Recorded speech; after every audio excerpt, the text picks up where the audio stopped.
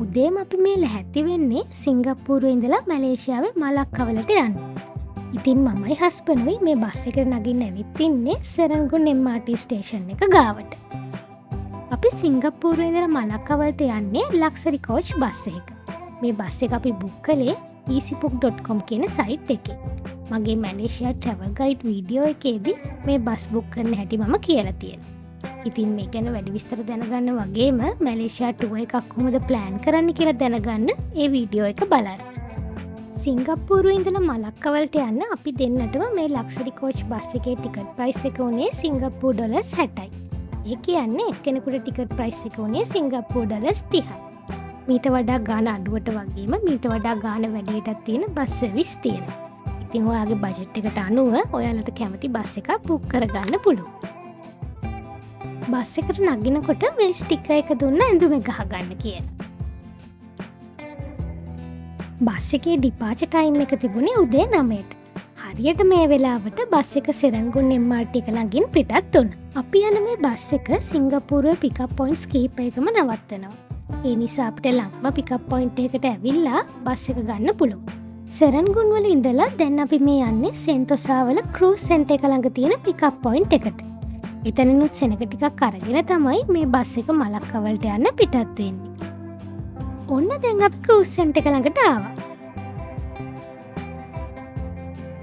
මෙතනට සෙන්තොසා වල cable car යනවා හොඳට පේනවා.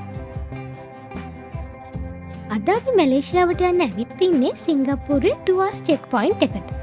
දැන් ඉතින් මෙතනින් බැහැලා ගිහිල්ලා සිංගප්පූරුවේ ඉමිග්‍රේෂන් ක්ලියර් කරගෙන ඉන්න ඕන. ඔන්න දැන් අපි සිංගප්පූරු ඉමිග්‍රේෂන් ක්ලියර් කරගෙන ඉවර වෙලා ආයිත් බස් එකට නැග්ගා. ඔයාලට මතක ඇති ගිය පාර අපි මැලේසියාවේ JB වලට ගියේ වුඩ්ලන්ඩ්ස් චෙක් පොයින්ට් එක ළඟ තියෙන ජොහෝර් සිංගප්පූර් කෝස්වේ එක හරහා. හැබැයි මේ සැරේ අපි මැලේසියාවට යන්නේ ටුවර්ස් චෙක් පොයින්ට් එක ළඟ තියෙන සිංගප්පූරුවයි මැලේසියාවයි යා කරන ටුවර්ස් සෙකන්ඩ් ලින්ක් බ්‍රිජ් එක හරහා. අපි දැන් මේ යන ටුවර්ස් සෙකන්ඩ් ලින්ක් එක තමයි මේ රටවල් දෙක යා කරන දිගම බ්‍රිජ් එක වෙන්නේ. ජොහෝර් සිංගප්පූර් කෝස්වේ එක නම් කිලෝමීටරයක් වගේ තමයි දිග වෙන්නේ. හැබැයි මේ ටුවර්ස් සෙකන්ඩ් ලින්ක් බ්‍රිජ් එක කිලෝමීටර් 2ක් විතර දිගයි.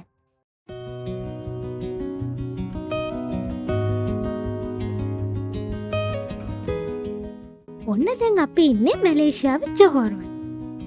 මෙතන ඉඳලා දැන් අපි යන්න ඕනි ජොහෝර් වල තියෙන සුල්තාන් අබුබකර් ඉමිග්‍රේෂන් එකට. අපි දැන් මැලේසියන් ඉමිග්‍රේෂන් එකට ආවා. අර එහා පැත්තෙන් පේන්නේ ඉමිග්‍රේෂන් එකට යන්න බලාගෙන ඉන්න කාර් පොඩි. හරියටම උදේ 11 වෙනකොට අපි මැලේසියන් ඉමිග්‍රේෂන් ක්ලියර් කරගෙන ඉවරයි. ඔන්න දැන් ආයිත් අපේ ගමන පටන් ගත්තා.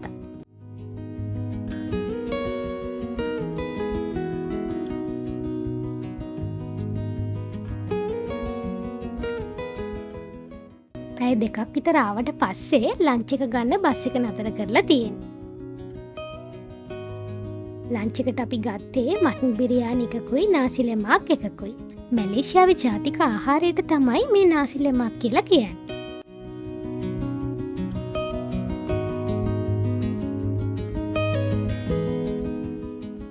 ඔන්න දැන් අපි මලක්කවලට ඇවිත් ඉන්නේ. අර ඈතින් පේන්නේ අපි මලක්කවල නවතින අපාර්ට්මන්ට් එක. බස් එකෙන් බැහැලා බෑග් එකත් අරගත්තා. දැන් ඉතින් අපිට තියෙන්නේ නවතින තැනට යන්න. ඔයාලා තාමත් මගේ channel එක subscribe කරලා නැත්නම් subscribe කරලා bell icon එකත් click කරන්න. ඒ වගේම වීඩියෝස් වලට like කරලා comment කරලා යාළුවොත් එක්ක share කරගන්න. මෙන්න තියෙනවා KitKat ice cream. රූම් එකට යන්න කලින් අපාර්ට්මන්ට් එක පහළ තියෙන මේ shop එකෙන් ice cream එකකුත් අරගෙනම රූම් එකට යන්න තමයි අපි මේ හදන්නේ.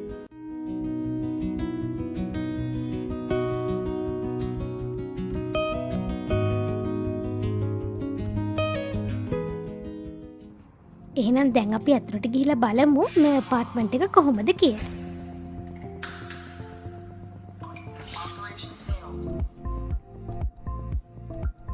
මේ තමයි අපි මලක්කවල නවතින්න ප්ලෑන් කරපු අපාර්ට්මන්ට් එක. මේකට කියන්නේ ඇටික් හෝම් මෙලාකා ඉම්පීරියෝ රෙසිඩන්ස් කියලා. ඉතින් මේ වගේ තමයි ඇතුළේ ඉන්ටීරියර් එක සෙටප් වෙලා තියෙන්නේ.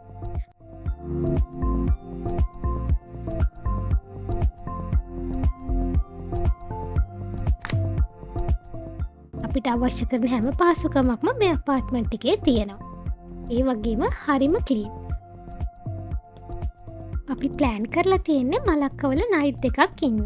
ඉතින් මේ නයිට් දෙකටම මැලේසියන් රින්ගිට් 328ක් තමයි අපාර්ට්මන්ට් ෆී එක වෙන්නේ.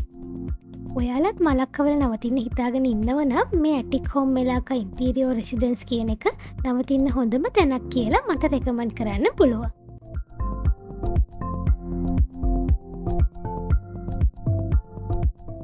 මේ අපාර්ට්මන්ට් එක තියෙන්නේ මලක්කවල මුහුද කිට්ටුව. තව විදිහකින් කිව්වොත් අපි හැමෝම දන්න මලක්කා සමුද්‍ර සන්ධියට ළඟින්. මෙතන ඉඳන් බැලුවම හරිම ලස්සනට අවට පේනවා. අපි මේ අපාර්ට්මන්ට් එක තෝරගන්නත් වැඩියෙන්ම හේතු වුණේ මේ පෙන ලස්සන දර්ශනය.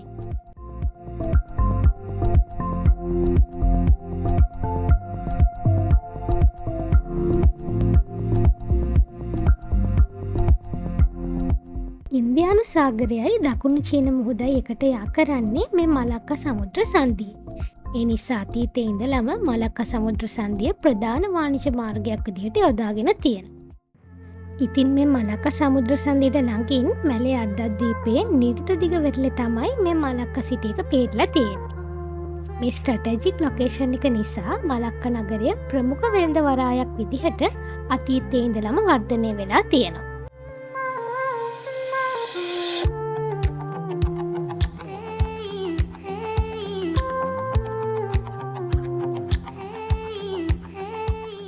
අපේ රට වගේම යටත් විජිත පාලනයට නතු වෙලා තිබෙන මලක්කාව අද වෙනකොට යුනෙස්කෝ වර්ල්ඩ් හෙරිටේජ් සයිට් එකක් විදිහට නම් කරලා තියෙනවා.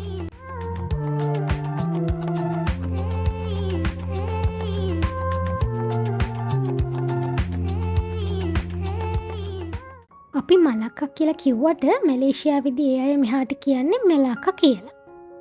මයි හස්බන්ඩුයි පොඩ්ඩක් වෙලා අපාර්ට්මන්ට් එකේ රෙස්ට් කරලා හවස් වරුවේ දැන් මේ ඇවිත් ඉන්නේ මලක්කා රිවර් එක ගාවට.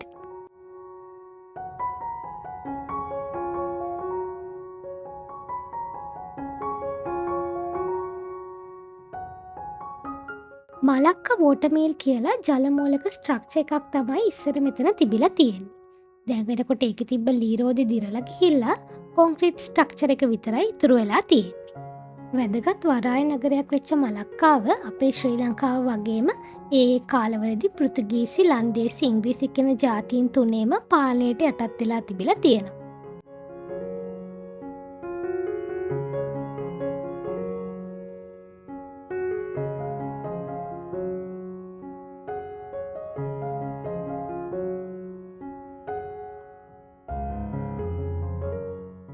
එදදාස් 511දී මලක්කාව අල්ලගත්ත පෘතුගීසීන් තමයි ඉස්සෙල්ලාම මේ මලක්කා ෆෝර්ට් එක ගොඩනගලා තියෙන්නේ. ඊට පස්සේ ලන්දේසීන්ගේ ඉංග්‍රීසීන්ගේ පාලන කාලවලදී එක එක විදිහ වෙනස්කම් වලට ලක් වෙලා අද වෙනකොට මේ විදිහේ නටබුන් තමයි අපිට දකින්න ඉතිරි වෙලා තියෙන්නේ. ඊළඟට අපි මේ ඇවිත් ඉන්නේ මලක්කාවල ඩච් ස්ක්වයර් එකට. මෙතනට රෙඩ් ස්ක්වයර් කියලාත් කියනවා. ඩච් පීරියඩ් එකේදී තමයි මේ ස්ක්වයර් එක ඩෙවලොප් කරලා තියෙන්නේ. ඉතින් මලක්කවලට ආවොත් බලන්න ඕනිම තැනක් තමයි මේ. මේ ක්ලොක් ටවර් එකට පිටිපස්සෙන් තියෙන බිල්ඩින් එකට කියන්නේ සිටි හෝල් කියලා. මේක තමයි ලන්දේසි යටත් විජිත රජයේ ඇඩ්මිනිස්ට්‍රේටිව් සෙන්ටර් එක වෙලා තියෙන්නේ.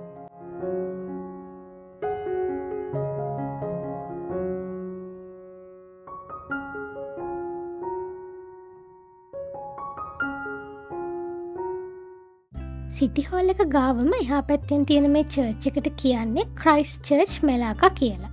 ඩච් කොලෝනියල් ස්ටයිල් එකට අනුව තමයි මේක ඩිසයින් කරලා තියෙන්නේ. ඩච් ස්ක්වයර් එකේ තියෙන මේ බිල්ඩින් වල විශේෂත්වය තමයි මේ හැම එකක්ම රතු පාටින් පේන්ට් කරලා තියෙන එක. ඉන්ටර්නෙට් එකේ නම් තියෙන්නේ ඩච් ආකිටෙක්චර් වල රතු පාට කියන්නේ කොමන් කලර් එකක් නිසා මේ ඔක්කොම බිල්ඩින්ස් රතු පාටින් පේන්ට් කරලා තියෙනවා කියලා. හැබැයි සිංගප්පූරුවේ ඉඳලා මැලේසියාවට අපි ආපු බස් එකේ හිටිය ටුවර් ගයිඩ් නම් කිව්වේ මලක්කවල හිටිය ලෝකල්ස්ලා බුලත් පිට කාලා හැමතැනම කෙල ගහන නිසා ඒවා මේන්ටේන් කරන යන මේන්ටේන් කොස්ට් එක අඩු කරගන්න ලන්දේසීන් මේ බිල්ඩින් රතු පාටින් පේන්ට් කරලා තියෙනවා කියලා. මේ කතාව කොමන් ස්ටෝරි එකක් විදිහට ගොඩක් දෙනා කියනවා. මේ රෙඩ් ස්ක්වයර් එකේ තියෙන ක්ලොක් ටවර් එක හදලා තියෙන්නේ 1886 තිබුණ වික්ටෝරියා රජුණගේ ඩයමන්ඩ් ජුබිලි එක. ඒ කියන්නේ අවුරුදු 60ක පාලන කාලයේ සමරන. ඒ වගේම මෙතන තියෙන අනිත් විශේෂ ලෑන්ඩ්මාර්ක් එක තමයි ක්වීන් වික්ටෝරියාස් ෆවුන්ටන් එක. 1904 මේක හදලා තියෙන්නේත් වික්ටෝරියා රජුණට ගෞරව කරන්න වගේම යටත් විජිත සමය සිහිපත් කරන්න. ඊළඟට අපිට මලක්කවල බලන්න තියෙන්නේ මේ කන්ද උඩ තියෙන සෙන්ට් පෝල්ස් චර්ච් එක.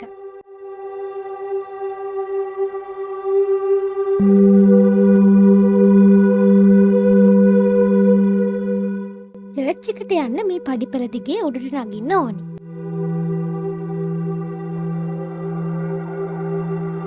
උඩට ගියාම මලක්ක සිටි එක මේ විදියට හරිම ලස්සනට පේනවා.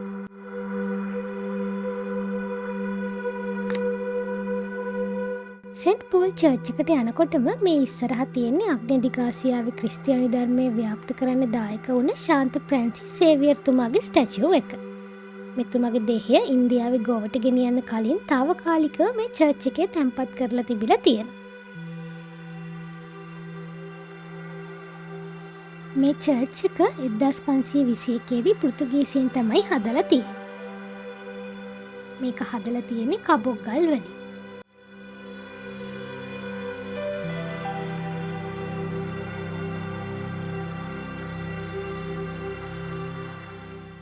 එදදාස් 641 දී ලන්දේසින් මලක්කාව අල්ලගත්තට පස්සේ එයාල තමයි මේ චර්ච් එකට සෙන්ට් පෝල්ස් කියලා නම තියලා තියෙන්නේ. ඊට පස්සේ ඉංග්‍රීසි පාලන කාලෙදී මේ චර්ච් එක වෙඩි බෙහෙත් ගබඩාවක් කරන්න ඉංග්‍රීසීන් මේකේ වහලා ගලවලා දාලා තියෙනවා. එතන ඉඳන් තමයි ටිකෙන් ටික මේ චර්ච් එක අභාවයට ගිහිල්ලා තියෙන්නේ. අද වෙනකොට මේ චර්ච් එකේ ඉතුරු වෙලා තියෙන්නේ ගරා වැටුණ බිත්ති ටිකකුයි සොහොන් කොත් ටිකකුයි විතරයි.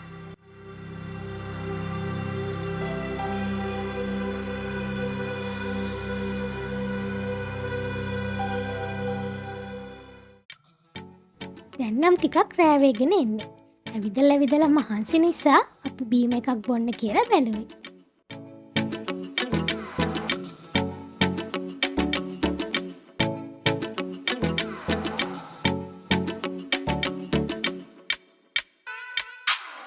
රෑට මේ මලක්ක සිටි එක හරිම ලස්සනයි. පාට ලයිට් දාලා හැමතැනම ඩෙකරේට් කරලා තියෙන්නේ. ඒ වගේම ලස්සනට සරසලා තියෙන මේ රික්ෂෝ කරත්තත් හරිම ලස්සනයි. ඒ හැමදේම එකතු වුණාම රෑට මලක්කවල හරිම හැපනින් වයිබ් එකක් තමයි තියෙන්නේ. බීම එක බිබී ඉස්සරහට එනකොට මෙන්න මෙයා ඉන්නවා. මේ විදිහට කොස්ටියුම් ඇඳගත්තු ගොඩක් දෙනෙක් රෑ වෙනකොට මලක්කවලදී බලා ගන්න පුළුවන්. ඉතින් මෙයාලා ළඟ තියෙන බොක්ස් එකට කීයක් හරි දාලා අපිට එයාලත් එක්ක ෆොටෝස් වීඩියෝස් ගන්න පුළුවන්.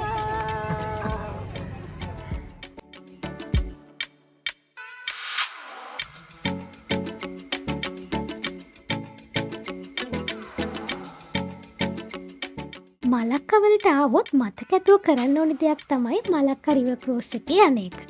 දැන් අපි හදන්නේ රිවර් ක්‍රෝස් එකේ යන්න. මෙතනින් තමයි ටිකට් ගන්න තියෙන්නේ. රිවර් ක්‍රෝස් ටිකට් එකක් එක්කෙනෙකුට මැලේසියන් රිංගිට් 30ක් වෙනවා.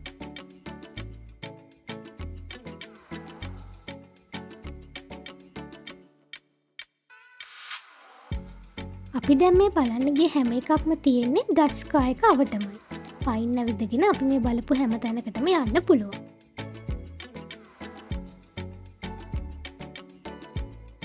රිවර් ක්‍රූස් ටිකට් එකත් අරගෙන අපි මේ යන්නේ ක්‍රූස් එක නවත්තලා තියෙන ජැටි එක හොයාගෙන.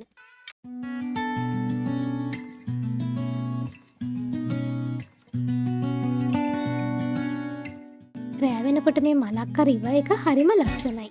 පාට ලයිට් දාලා තියෙනකොට අමුතුම වයිබ් එකක් තමයි තියෙන්නේ.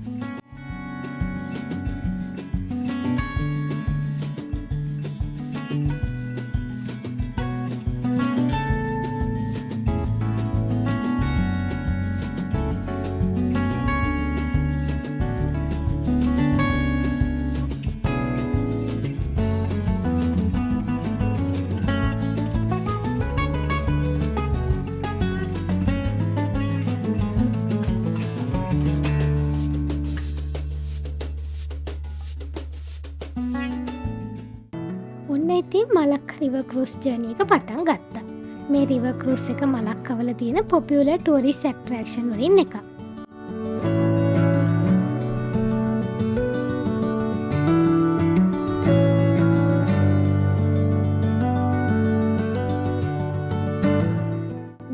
රවුන්ඩ් ට්‍රිප් එකට විනාඩි 45ක් විතර යනවා. මේ රිවර් එක දෙපැත්තේ ගොඩක්ම තියෙන රෙස්ටොරන්ට් තමයි. ඔයාලට රිවර් ක්‍රූස් එකේ නැතුව රිවර් බැංක් එක දිගට ඇවිදගෙන ගිහිල්ලා ලස්සන බලන්න පුළුවන්.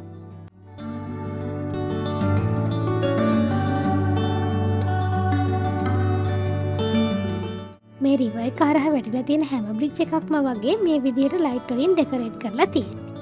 ඉතින් ක්‍රූස් එකේ යනකොට අපිට හරිම ලස්සනට මේ විදිහට ඒ බ්‍රිජ් බලා ගන්න පුළුවන්.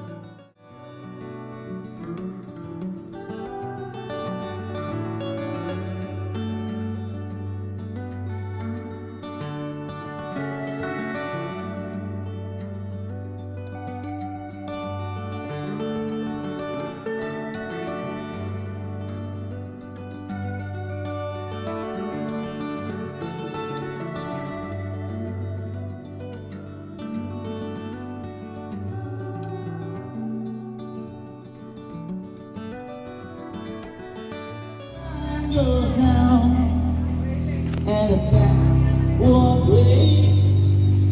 I'm always remembers. River cruise journey එක ගිහින් ඉවර වෙලා අපි දෙන්න දැන් ඇවිත් ඉන්නේ ඩිනර් එක ගන්න.